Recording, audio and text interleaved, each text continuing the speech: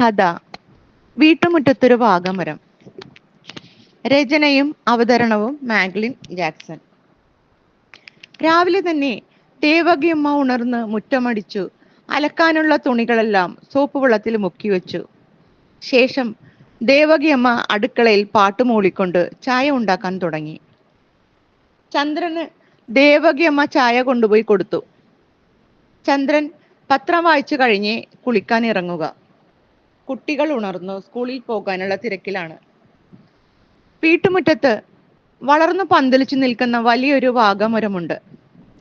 സന്ധ്യനാമം ജപിച്ച് ഭക്ഷണവും കഴിച്ചു കഴിഞ്ഞതിന് ശേഷം ദേവകിയമ്മ ഒരു പായ കൊണ്ടുവന്ന് വാഗമര ചുവട്ടിൽ വിരിക്കും. ചന്ദ്രനും രണ്ടു മക്കളും ഭാര്യ ദേവകിയമ്മയും എന്നും രാത്രി ഒത്തുകൂടുന്ന ഇടമാണ് വാഗമരത്തിന്റെ ചുവട്ടിൽ. ചന്ദ്രൻ തന്റെ പഴയ കഥകൾ കുട്ടികൾക്ക് പറഞ്ഞു കൊടുക്കും. കുട്ടികൾ സ്കൂളിൽ നടന്ന കാര്യങ്ങളൊക്കെ അച്ഛനും അമ്മയുമായി പങ്കുവയ്ക്കും. സന്ധ്യകാറ്റ് അതെല്ലാം ചേർത്ത് വാഗമരത്തെ തഴുകുമ്പോൾ വാഗപ്പൂക്കൾ സംഗീതമായി നിലത്തേക്ക് ഉതിർന്നു വീഴും. അച്ഛന്റെ സ്നേഹത്തണലും അമ്മയുടെ വാത്സല്യവും വേണ്ടുവോളം മക്കൾക്ക് നൽകി പോന്നു. എന്നും സന്ധ്യയ്ക്ക് അച്ഛനും അമ്മയും മക്കളും വാഗമരച്ചുവട്ടിൽ ഒത്തുചേരുക പതിവായി. മക്കൾ വളർന്നതിനോടൊപ്പം തന്നെ വാഗമരവും വളർന്നു. ഒരു ദിവസം ആകസ്മികമായി ചന്ദ്രനെ മരണം കവർന്നെടുത്തു. ആ ശബ്ദം എന്നേക്കും ഇല്ലാതായി. കാലം ആരെയും കാത്തു നിൽക്കാതെ മുന്നോട്ട് പോയിക്കൊണ്ടിരുന്നു. മക്കൾ രണ്ടുപേരും പഠിച്ചു ജോലി നേടി. അവർക്കിഷ്ടമുള്ള പങ്കാളികളെ തിരഞ്ഞെടുത്തു. വിവാഹിതരുമായി മറ്റു നഗരങ്ങളിലേക്ക് ചേക്കേറി. ദേവകിയമ്മയ്ക്ക് വീടിന്റെ നിശബ്ദത, ഏകാന്തത ജീവിതം അവരെ മാനസികമായി തളർത്തി. വാഗമര ചുവരുകളും മാത്രമായി അവർക്ക് കൂട്ട്. അവർ മകനെ വിളിച്ചു. മോനെ, അമ്മയ്ക്ക് നിന്നെയും പേരക്കുട്ടികളെയും ഒന്ന് കാണണമെന്ന് തോന്നുന്നു. മോൻ വരില്ലേ?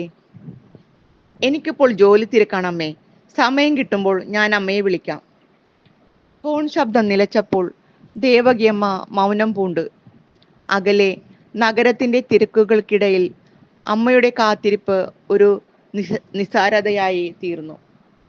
ദേവകിയമ്മ എന്നും വാഗമര ചൂട്ടിൽ പായ വിരിക്കും. അവർക്ക് പുറമെ അവിടെയുമില്ലാരും.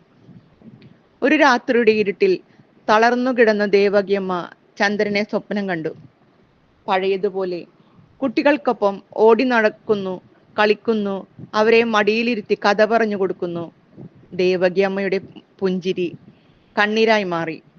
രാവിലെ വീടിന്റെ മുറ്റത്തൊരു ശാന്തത. വാഗമര ചുവട്ടിൽ വിരിച്ച പായ, അതിന്മേൽ അനക്കമറ്റ ദേവകിയമ്മ. ദേവകിയമ്മയുടെ നിശ്ചലമായ ശരീരത്തിൽ വാഗപ്പൂക്കൾ ഉതിർന്നു വീണുകൊണ്ടേയിരുന്നു.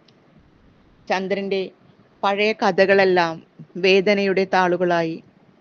ചില തണലുകൾ ഒരിക്കലും വാടില്ല, ചില ഓർമ്മകൾ ഒരിക്കലും മങ്ങില്ലെങ്കിലും അവയ്ക്കുള്ളിലെ ആളുകൾ മാറിപ്പോകും.